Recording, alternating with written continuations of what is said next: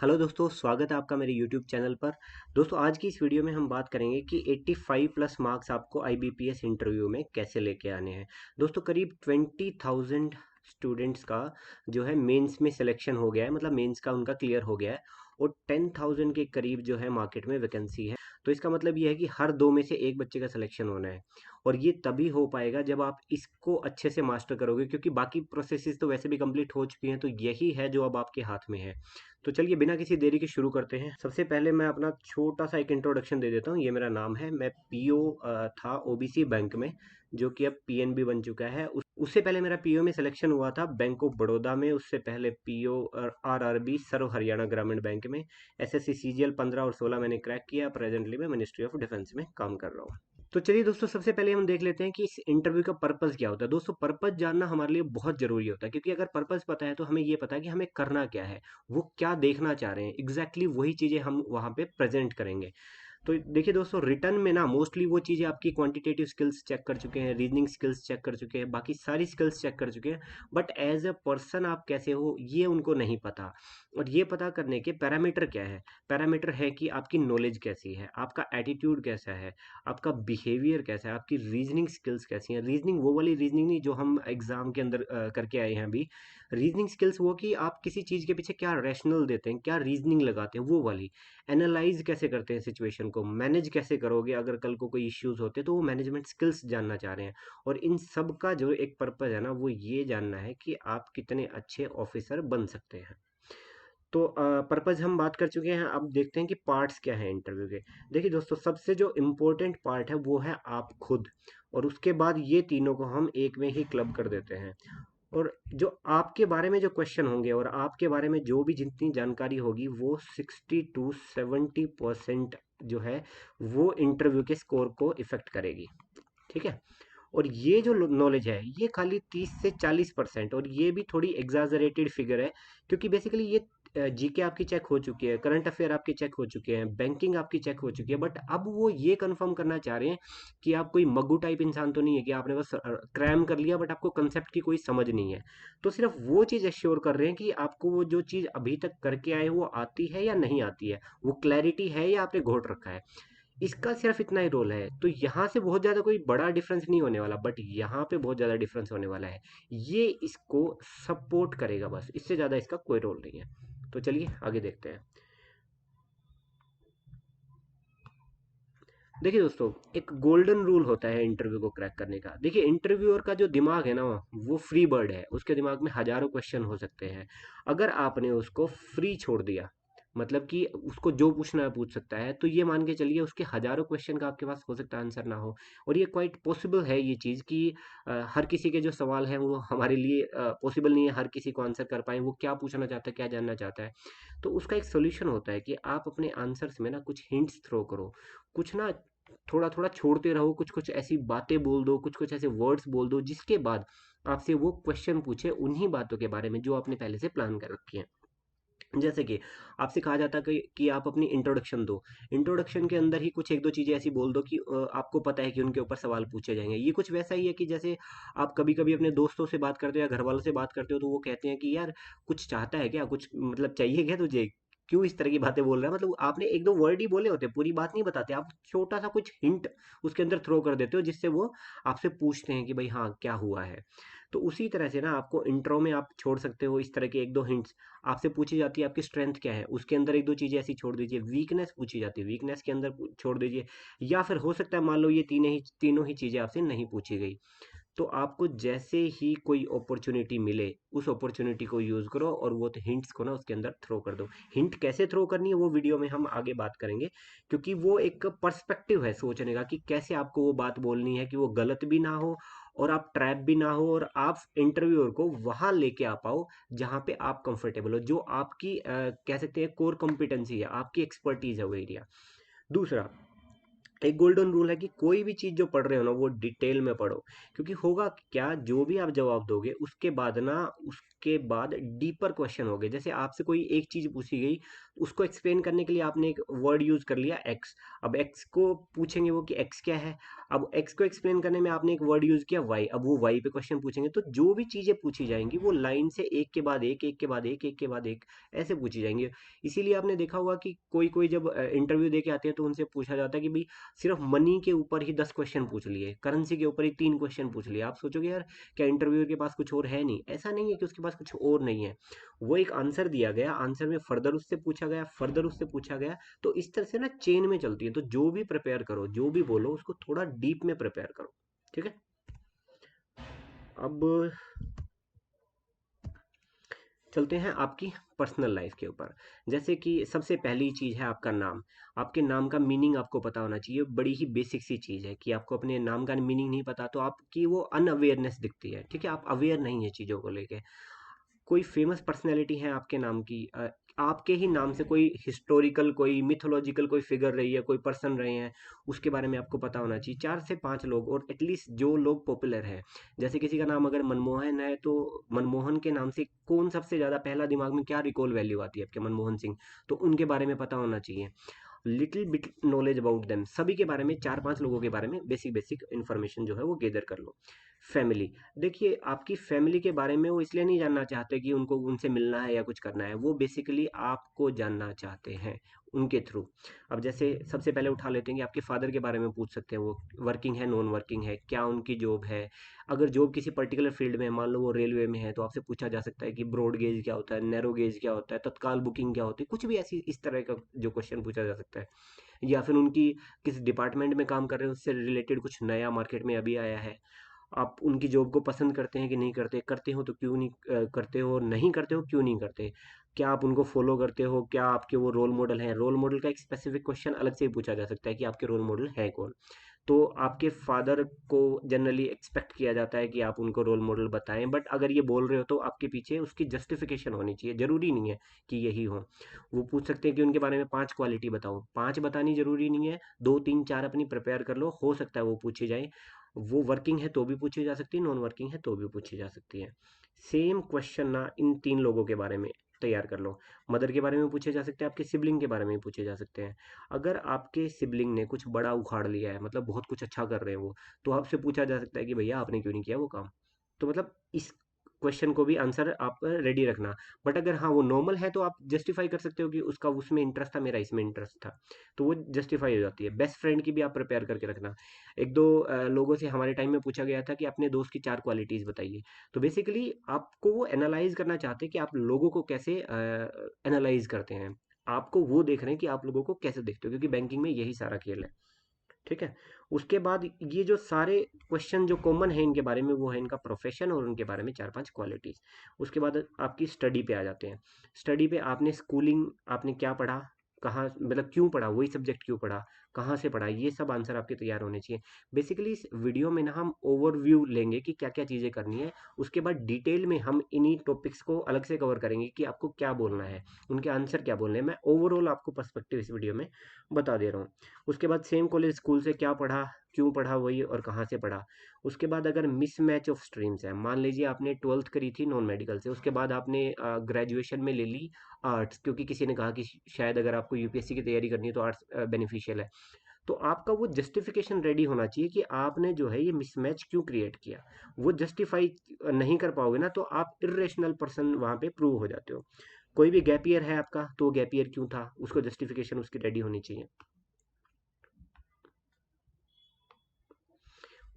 उसके बाद सबसे इम्पोर्टेंट चीज़ है आप कहाँ से बिलोंग करते हो, वो आपका बर्थ प्लेस, होम टाउन, आप जो भी कहो उसको।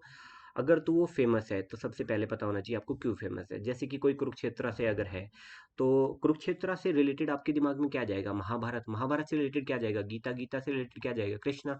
कृष्णा, कौरव पांडव, कुछ भी पॉसिबल चीज़ वो आपसे पूछ सकते हैं। मतलब हो सकता है उनके दिमाग में पहली चीज़ महाभारत से रिलेटेड द्रौपदी जाए। ठीक है। तो वो जो एक इंसिडेंट हुआ था, एक मेन इवेंट हुआ था जिसके ऊपर पूरी महाभारत हुई थी, वो क्यों हुआ था, उसके कॉन्सिक्वेंसेज क्या थे, क्या वो अवॉइड किया जा सकता था। मतलब बेसिक से सवाल है, वो आपको ये चेक कर रहे हैं कि आपकी अवेयरनेस चीज़ों के बारे में कितनी है। उसके बाद हिस्टोरिकल सिग्निफिकेंस आपकी जगह की, मान लो आप जिस जगह से हो, जैसे पानीपत से हो आप, तो वहाँ की हिस्टोरिकल सिग्निफिकेंस क्या है, वहाँ वॉर हुई थी, उन वॉर के बारे में थोड़ा डिटेल में पता होना चाहिए। हो सकता है जो बंदा वेस्ट बंगाल से हो, उसको पानीपत के वॉर के बारे में ज़्यादा ना पता हो, कोई बात नहीं है, बट आप पानीपत से बिलोंग करते हो, वहाँ इतनी बड़ी हिस्टोरिकल चीज़ें हुई हैं, तो आपको उनकी डिटेल नहीं पता, इसका मतलब आप अनअवेयर हो।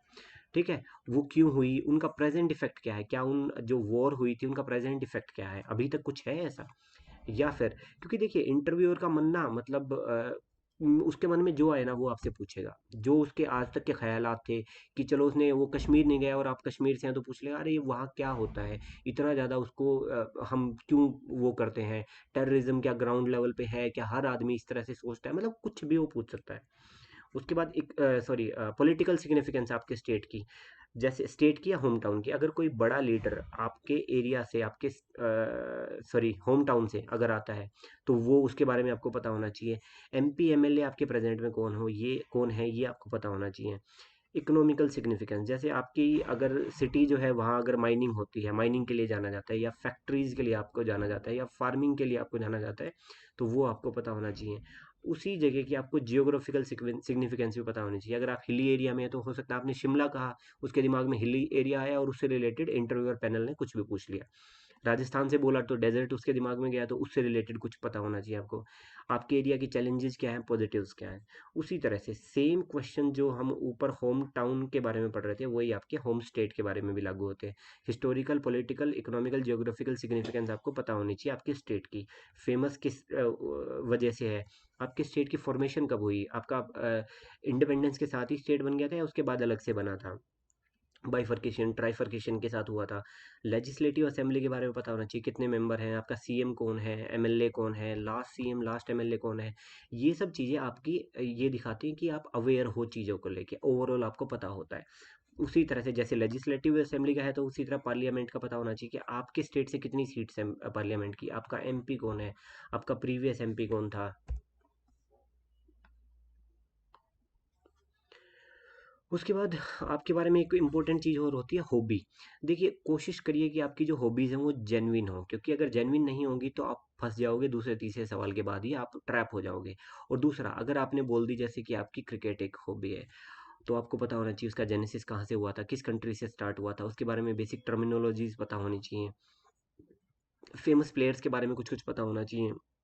जो भी आप हॉबी या कोई गेम बोलो, तो इंडिया का उसके साथ क्या रेलेवेंस चल रहा है, इंडिया लेवल पे उसको कौन रिप्रेजेंट कर रहा है, उसमें क्या चल रहा है, उससे रिलेटेड कुछ करंट इवेंट कुछ हुआ है क्या। जैसे अभी रेसलिंग को लेके अगर आप रेसलिंग से रिलेटेड कुछ बात बोल देते हो, तो रिसेंट में WFI का क्या चल रहा है, कुछ खिलाड़ियों ने कुछ आरोप लगाए हैं, उसके बारे में आपका क्या कहना है, कैसे उसको रिजोल्व करोगे, ये चीज़ें आपसे पूछी जा सकती हैं।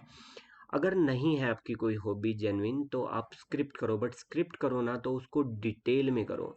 डिटेल में नहीं करोगे ना तो आप ट्रैप में आ जाओगे। तो मतलब ऐसा होना चाहिए कि उस हॉबी के बारे में आपको कम से कम 10 20 30 क्वेश्चंस के आंसर पता हो, आप गूगल कर लो उनको, उससे रिलेटेड विकिपीडिया सर्च कर लो, सारे सवाल आज के दिन गूगल पे अवेलेबल है। तो नहीं है तो क्रिएट करो, कोशिश करो कि कोई क्रिएटिव हॉबी हो, क्योंकि क्रिएटिव होगी ना तो पैनल के दिमाग में स्ट्राइक करेगी, उससे रिलेटेड वो 6 से 7 क्वेश्चन पूछ सकता है। और इतने अगर क्वेश्चन आपको एक टॉपिक से जो आपने अच्छा प्रिपेयर किया उससे आगे, तो आपके लिए तो मतलब विन विन सिचुएशन हो जाएगी हर चीज़ में। अच्छा, प्रिपेयर ऑल पॉसिबल क्वेश्चन, कि ये हॉबी आपके लिए कैसे यूज़फुल है, बैंक के लिए वो हॉबी कैसे यूज़फुल है, ये आंसर आपको तैयार करने पड़ेंगे, क्योंकि अमूमन ये सवाल वहाँ पे पूछे जाते हैं। उसके बाद हो सकता है कि आप फ्री टाइम में क्या करते हो ये पूछा जाए, बट उसका यही मतलब होता है कि आपकी हॉबी बताओ, ये इनडायरेक्टली वही पूछ रहे हैं, same thing they are asking. उसके बाद एक जनरल चीज़ें होती हैं कि आपकी स्ट्रेंथ क्या है। वो हो सकता है बोले कि आपकी 2 स्ट्रेंथ बताओ, 3 बताओ, 5 बताओ, बट कहीं न कहीं आप 2 3 4 तैयार कर लो, वही बता दो। कोई आपसे दोबारा ये नहीं पूछने वाला कि आपने 5 क्यों नहीं बताई। अगर पूछ भी ले तो उसको बोलो कि यार यार नहीं अगर वो पूछे तो कि सर अभी के लिए मैं इतनी रिकॉल कर पा रहा हूँ, तो वो उससे ज़्यादा कोई फ़र्क नहीं पड़ने वाला उनको। कोशिश करिए कि ये जो स्ट्रेंथ है वो आपकी जेन्युइन हो, और नहीं है तो उनकी डिटेल में स्क्रिप्ट तैयार कर लो, क्योंकि जब आप बोलोगे आपकी स्ट्रेंथ है तो आपसे क्वेश्चनिंग होगी उसके लिए। जो भी स्ट्रेंथ बोलोगे उसके 2 3 रियल लाइफ एग्जांपल होने चाहिए, कि कौन से वो एग्जांपल हैं वो प्रूव करते हैं कि वो आपकी स्ट्रेंथ है। जैसे कि आपने पूछा, आपने कहा कि मेरी कम्युनिकेशन एक अच्छी स्ट्रेंथ है, बट वो आपकी लाइफ में कहीं पे उस कम्युनिकेशन का आपने क्या यूज़ किया, आपने कोई चीज़ लीड करी, आप किसी मार्केटिंग कैंपेन में गए या कुछ तो आपने किया होगा ना जो आपकी स्ट्रेंथ को दिखाए। और दूसरा, कम्युनिकेशन आपकी स्ट्रॉन्ग, आपने बोल दी कम्युनिकेशन मेरी स्ट्रॉन्ग है क्योंकि मैं बैंकिंग में जाऊँगा, तो आपने वो पॉजिटिव के एंगल से सोच लिया, बट आपकी बातों से लग नहीं रहा कि आपकी कम्युनिकेशन स्ट्रॉन्ग है, तो वो नहीं होना चाहिए।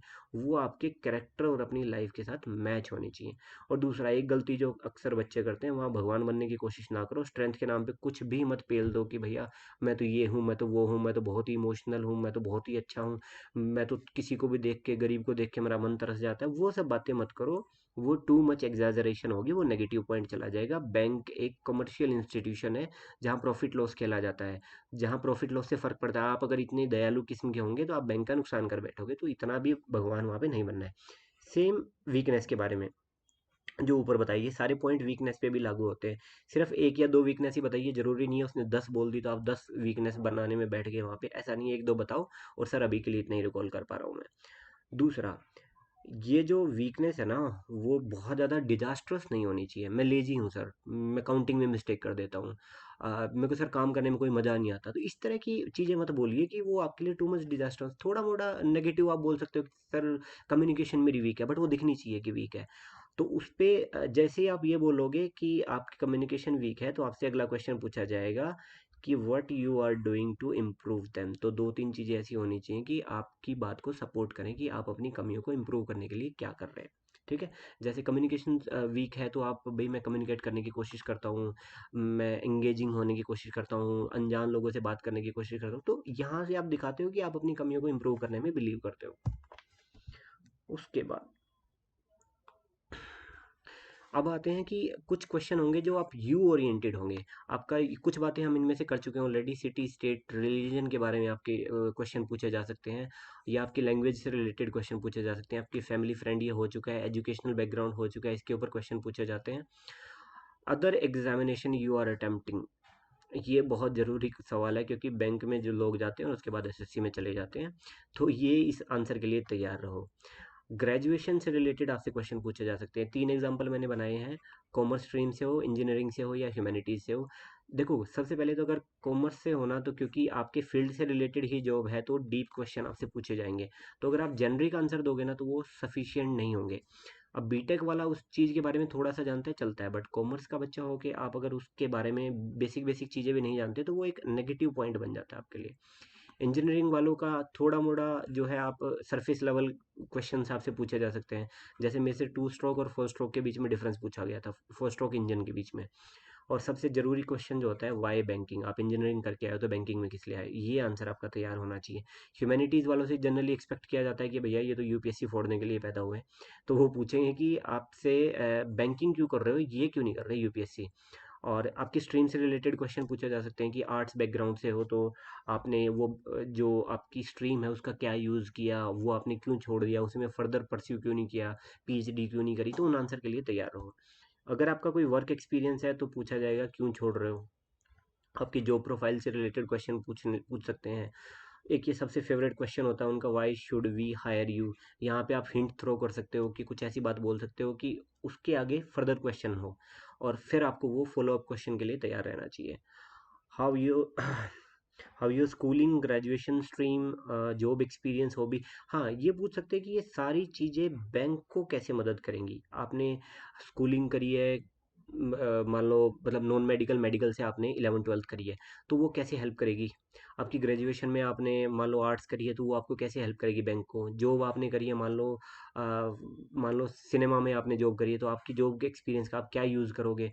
आपकी हॉबी कुछ है तो उसका क्या यूज़ करोगे। मतलब बैंक को लेके वो कंसर्न है कि कोई भी चीज़ जो आपके अंदर है वो बैंक को कैसे हेल्प करने वाली है। उसके बाद योर ओपिनियन बेस्ड क्वेश्चंस, ये बहुत ज़्यादा पूछे जाने लग गए हैं। ये टिपिकल क्वेश्चन नहीं है। आपका ओपिनियन क्या है किसी भी रिलीजन के ऊपर। पूजा वूजा में आप बिलीव करते हो कि नहीं करते, भगवान में आपका विश्वास है कि नहीं, वो पूछा जा सकता है। पॉलिटिकल इंक्लिनेशन पूछा जा सकता है, ये तीनों पार्टियों के बारे में आपके क्या फीडबैक है, मतलब क्या आपके ओपिनियन है। किसी भी पार्टी के बोल देंगे कि इसके पॉजिटिव ओपिनियन, पॉजिटिव पॉइंट बताओ दो, किसी के पूछ लेंगे तीन नेगेटिव पॉइंट बताओ, तो ये सब आपको पता होना चाहिए, नहीं तो थोड़ा बहुत तैयार कर लो। बट कोशिश करो कि इसमें ना न्यूट्रल रहना है अपने को। हाँ, हमें कोशिश ये करनी है कि किसी भी पार्टी को हम सीधा सीधा ब्लाइंडली ना फेवर करें वहाँ पे। थोड़ा सा ना अपना एक न्यूट्रल स्टैंड जो है ना वो मेंटेन करना है, ना कि हमें इंक्लिनेशन ज़्यादा दिखाना है। दूसरा आपसे पूछा जा सकता है, ये बड़ा फेवरेट क्वेश्चन है उनका, प्राइवेटाइजेशन और पब्लिक सेक्टर के बीच में आप किसको चूज करते हो, इसके पॉजिटिव बताओ, इसके पॉजिटिव बताओ, इसके नेगेटिव बताओ, इसके भी नेगेटिव बताओ। खास करके जो क्वेश्चन आपको प्रिपेयर करना है ये सबसे इंपॉर्टेंट क्वेश्चन है। वो पब्लिक सेक्टर बैंक में बैठे हैं, 90% लोगों का इंक्लिनेशन है कि वहाँ पे पब्लिक सेक्टर होने चाहिए। मर्जर के भी खिलाफ बहुत से लोग हो सकते हैं। तो इस क्वेश्चन को अच्छे से प्रिपेयर करके जाना कि आप बैंकों को मर्जर के आप उसके खिलाफ हो या सपोर्ट में हो तो क्यों, खिलाफ हो तो क्यों। एफडीआई के बारे में क्वेश्चन पूछा जा सकता है, कोई भी करंट इवेंट का टॉपिक पूछा जा सकता है। जैसे रशिया की वॉर हो रही थी तो उसके बारे में ऊपर ऊपर की चीज़ें पता होनी चाहिए, क्योंकि आप करंट पढ़ रहे हो, इतने दिन से न्यूज़पेपर पढ़ रहे हो, आपको ये नहीं पता कि भाई रशिया के साथ किसकी लड़ाई चल रही है, कौन किस चीज़ के लिए वॉर लड़ रहा है, क्या क्या जेनेसिस क्या था, क्यों शुरू हुई थी। तो मतलब ऊपर ऊपर से आपको पता होना चाहिए। कोई भी रिसेंट गवर्नमेंट स्कीम पता हो, इनिशिएटिव जो अभी कोई लॉन्च हुआ हो, नया नया प्रोजेक्ट लॉन्च हुआ हो, रेल रोड एयरप्लेन का, कोई भी न्यूज़ बैंक से रिलेटेड, एनपीए से रिलेटेड, कोई कमेटी की फाइंडिंग आई है, कोई रिपोर्ट आई है, कोई भी चेंजेस हुए हैं आरबीआई ने करे हैं, या फिर यूँ मान के चलो मिनिस्ट्री ऑफ फाइनेंस ने कुछ रेगुलेशंस डाली हैं, वो क्या है। ऑनलाइन और ऑफलाइन बैंकिंग के बारे में आपको वो मतलब पता होना चाहिए कि भाई वो पूछ सकते हैं कि आजकल ऑनलाइन बढ़ रही है, इसके क्या नेगेटिव हैं, कैसे उनको काउंटर करें। फ्रॉड्स के केसेस जितने हो रहे हैं, क्या हमें ऑनलाइन पे जाना चाहिए, क्यों ना हम ऑफलाइन पे अटके रहें। तो मतलब हर चीज़ के लिए एक मैच्योर आंसर होना चाहिए आपके पास। और दूसरा, ये गलती मत करना भाई, किसी भी टॉपिक पर ब्लफ मत करना। अगर ब्लफ करोगे ना तो आप पकड़े जाओगे, और पकड़े जाओगे ना तो बहुत पुअर इमेज, बहुत गरीब इमेज आपकी पोर्ट्रे होगी, और गरीब आप नहीं दिखना चाहते उनके सामने एटलीस्ट। नहीं पता, सिंपली से सॉरी, नहीं पता सर, कोई दिक्कत नहीं, हम्बल वे में सॉरी बोलो। 10 में से 9 सॉरी भी बोलोगे कोई दिक्कत नहीं है, बट 10 में से एक भी सवाल का ब्लफ नहीं करना, ब्लफ पकड़ा जाएगा आपका। तो नहीं पता तो नहीं पता, पता है तो पता है, सिंपल। अच्छा हाँ, बट अगर किसी क्वेश्चन के आंसर में आप ये कह सकते हो कि sir I am not very sure, but जितना मेरे को पता है वो ये है, अगर आप फिर भी अगर हाफ हार्टेड अटेम्प्ट देना चाहते हो। ये मत करो कि आप, उन्होंने आपसे सवाल पूछा, आपने जवाब दिया इतना कॉन्फिडेंट हो गया और वो गलत था, ऐसा मत करो। अब आ जाते हैं जो बाकी का जो एक सेक्शन बच गया, जीके और बैंकिंग, करंट अफेयर्स और इन सब का। देखिए जो अभी तक आपने प्रिपेयर किया है ना वो मोर देन सफिशिएंट है, जिससे आपने प्री और मेंस क्रैक कर लिया यार। तो इन तीनों चीज़ों के लिए आपको कुछ अलग से पढ़ने की ज़रूरत नहीं है। ठीक है। तो जो भी पीओ बैंकिंग का सिलेबस है, जो भी आपने बुक पढ़ी है, वही उनको रीरीड करो, कोई नया सामान मत ला दो अपने ऊपर। सेम जीके का है, जो करंट अफेयर के अभी तक पढ़ते आ रहे थे आईबीपीएस या आरआरबी के लिए, वही पढ़ो। बट हाँ, स्पेसिफिक फोकस डालो अब की बार आरबीआई पे, पब्लिक सेक्टर बैंक पे, मॉनेटरी पॉलिसी पे। इसके इफेक्ट क्या है। बहुत सारे बच्चे ये गलती करते हैं कि मॉनेटरी पॉलिसी की बेसिक बेसिक चीज़ें नहीं पता, सीआरआर क्या होता है, क्यों होता है, किस लिए होता है। ये 3 सवाल में ही फंस के खड़े हो जाते हैं वहाँ पे। ये मत करो, डिटेल में प्रिपेयर करो इन चीज़ों को। गवर्नमेंट की कोई भी स्कीम जो कि खास करके बैंक से रिलेटेड है, बैंक के लिए कुछ नई स्कीम लेके आए हैं, मान लो कि सरफासी एक्ट के रिगार्डिंग कोई चेंज हुआ है, मोर्टगेज के लिए कोई एक्ट में कुछ चेंज आया है, ये सब चीज़ें आपको पता होनी चाहिए।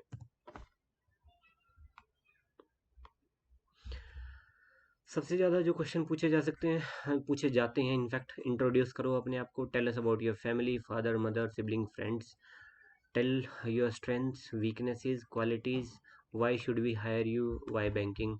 इन्हीं क्वेश्चंस को हमें यूज़ करना है हिंट स्प्रेड करने के लिए।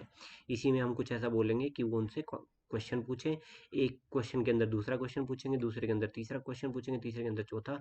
बट ये श्योर कर लेना जो हिंट डाल रहे हो उसके बारे में सब पता हो, नहीं तो ये जो हिंट डालने वाली जो चीज़ है ना, ये बैकफायर कर देगी, कि आपने कोई चीज़ बोल दी बट आपको उसका पता भी नहीं है। तो अच्छे से प्रिपेयर करो जो हिंट छोड़ने वाले हैं उन बातों के बारे में।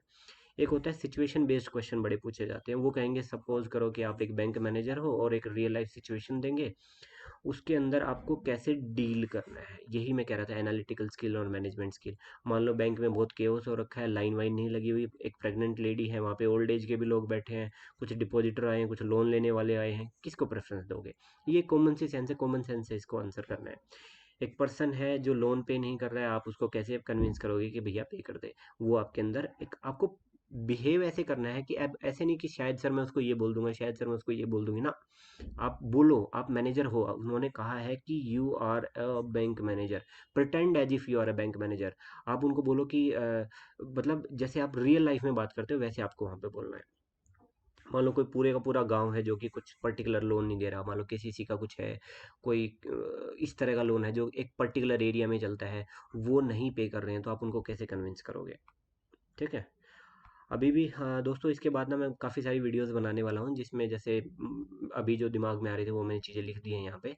Dos and don'ts in bank PO interview, detailed video आएंगी इनके ऊपर, स्ट्रेंथ क्या होगी, वीकनेस क्या होगी, आप अपनी हॉबीज़ को कैसे क्रिएट करें, वो सब क्वेश्चन क्या होंगे, बैंकिंग से रिलेटेड जो क्वेश्चंस होते हैं उनको कैसे आंसर करना है, ड्रेस कोड क्या है, और कुछ जो है ना बेसिक चीज़ें इंटरव्यू की, वो क्या क्या करनी होती है आपको, वो आपको पता होनी चाहिए। ठीक है। उसके बाद भी आपके अगर कोई डाउट्स हैं, कोई आपकी क्वेरीज हैं, कोई आप स्पेसिफिक टॉपिक चाहते हैं कि उसके ऊपर मैं वीडियो बनाऊं, तो मुझे नीचे कमेंट सेक्शन में भेज देना। ठीक है। और दोस्तों जितना हो सके इस वीडियो को शेयर करो, आप जैसे ही किसी दोस्तों का भला हो जाए शायद। तो thank you so much for watching. जय हिंद, जय भारत।